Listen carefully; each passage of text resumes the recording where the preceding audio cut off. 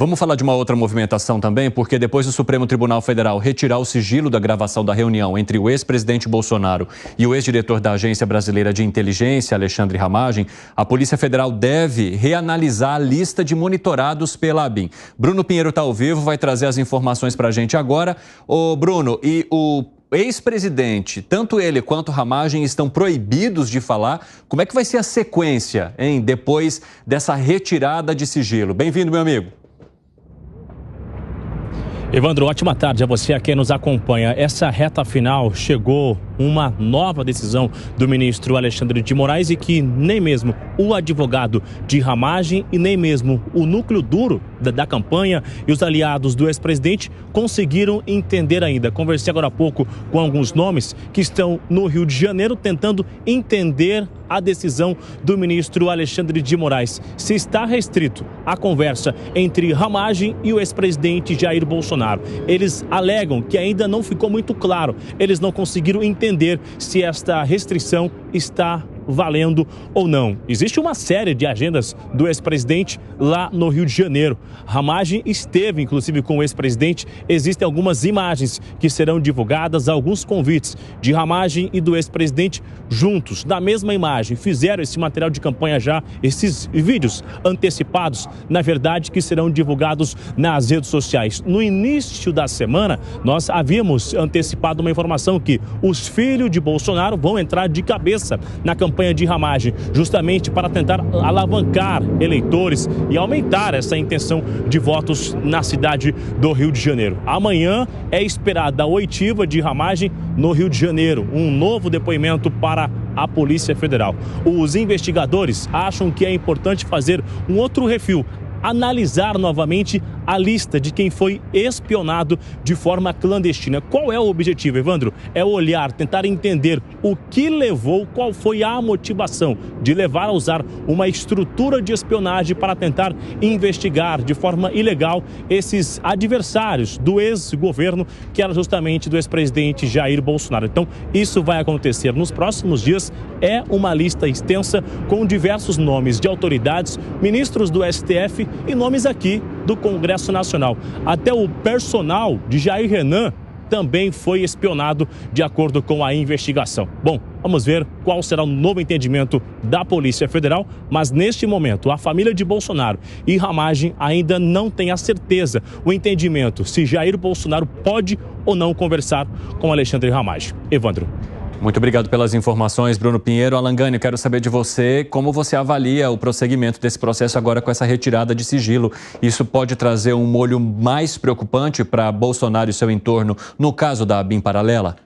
Olha, pelo que eu li hoje nos jornais, a transcrição do áudio, o áudio não acho que seja comprometedor. O Bolsonaro diz o seguinte, abre aspas, não é para pedir favor para o auditor da Receita Federal, né? No caso era o auditor mesmo da Receita Federal. Não é para pedir favor, eu quero frisar isso. E aí a advogada até diz, mas não é favor, presidente? Não é favor, né? Avisa que ninguém está gravando, a gente pode cuidado também para não ser gravado, eu quero deixar, é só para conversar.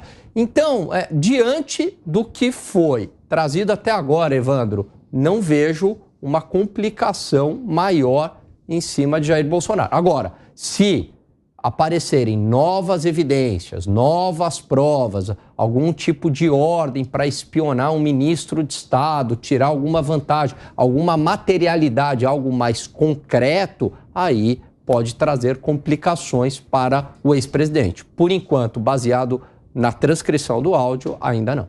E você, Pepe, como analisa?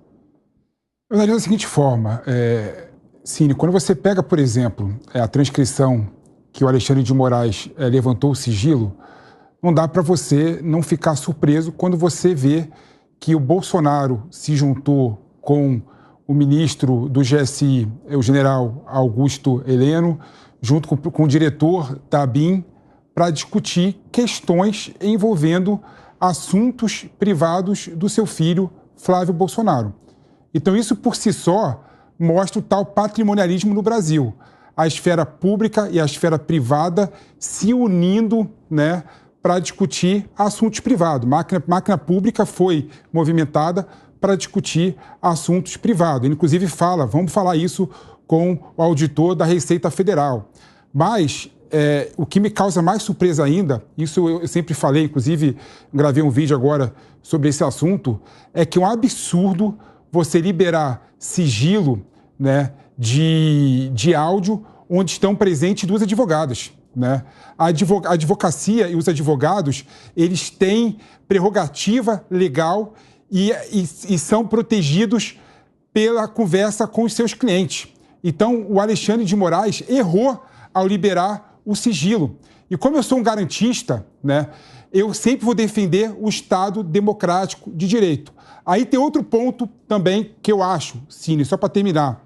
Algumas pessoas, aí caminhando no sentido do ganho aqui, algumas pessoas acham que esse áudio liberado pelo Alexandre de Moraes foi uma tal bala de prata contra o Bolsonaro. Não foi. Mais uma vez, o que você vê são conjecturações.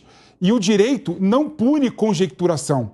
Então, quando você vê o Bolsonaro falando, vamos falar com o auditor da Receita Federal. Se ele não falou com o auditor da Receita Federal e se o auditor da Receita Federal não teve nenhuma atividade ou conduta de modo a proteger o Flávio Bolsonaro, não tem crime algum.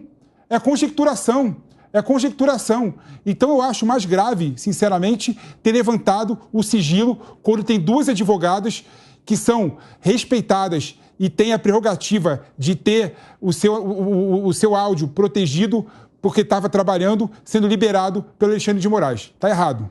E fala, Gani. Posso dar uma complementada? Perfeito, claro, que o PP falou.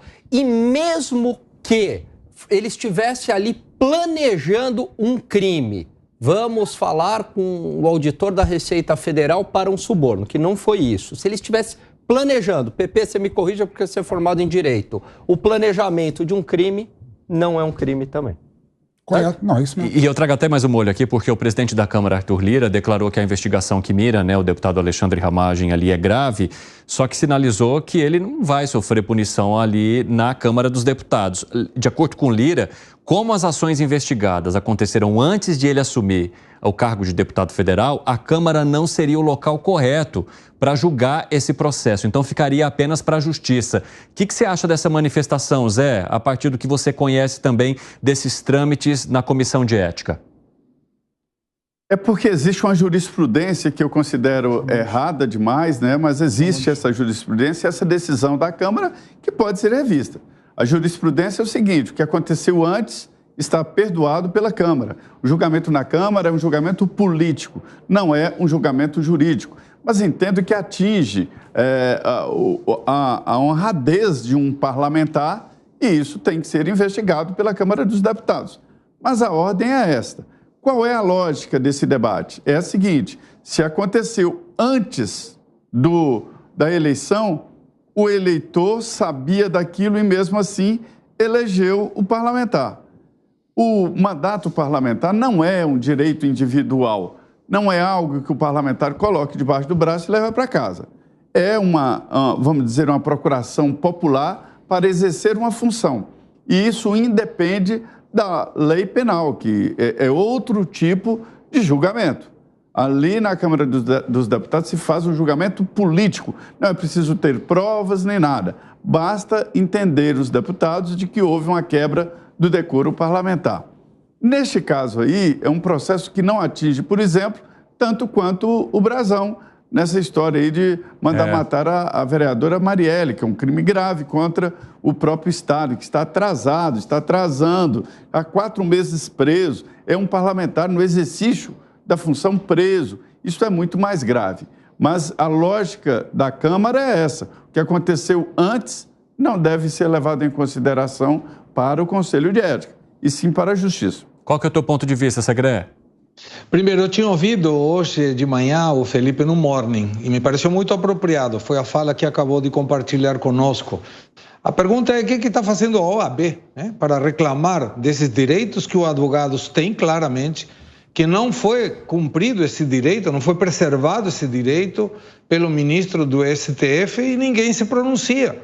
Ou seja, é como que a lei é interpretativa e não é, ou não deveria ser, Essa situação de colocar a Ramagem nessa discussão deve ser investigado. Ninguém aqui passa pano para casos de corrupção, utilização da máquina pública em benefício próprio ou de terceiros. Não é esse o papo conosco.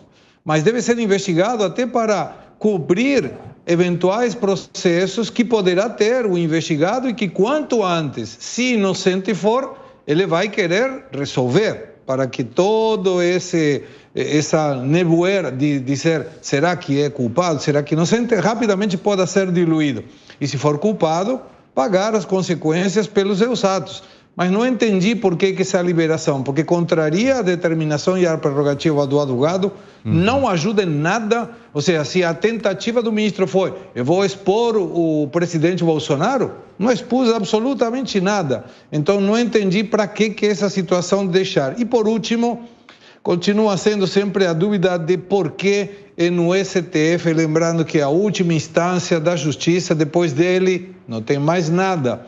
Quando, se ele não era deputado, não sei se como responsável pela BIM deveria ter foro privilegiado ou investigar pelo foro privilegiado, mas deveria ser como qualquer um, primeira instância, ser investigado, continua o devido processo legal, a PGR deverá ter baseamentos para poder fazer ou não acusação, a justiça deverá depois aceitar ou não é o que estamos vendo. Então é como que funcionam por linhas separadas, né? Isso não é bom. E foi, Gani? Não, mas aí é porque ele é atualmente deputado, correto, PP? Então... Mas não deveria. Mas o foro privilegiado diz respeito ao cargo, né? Mas então, é do como delito. Ele é deputado, é por isso que ele está no Supremo. Assim eu entendo. Você... Não, essa é a ideia. Agora, só para comentar um ponto que eu acho importante, olha o nível da nossa política hoje em dia, né? O Janones, ele se livrou no Conselho de Ética exatamente com a tese de que a acusação de rachadinha foi antes dele assumir o cargo de deputado federal. E o PSOL, que o Boulos faz parte, entrou com pedido para o Lira agilizar o pedido de cassação do Ramagem. Ou seja, olha o nível de incoerência. Exatamente.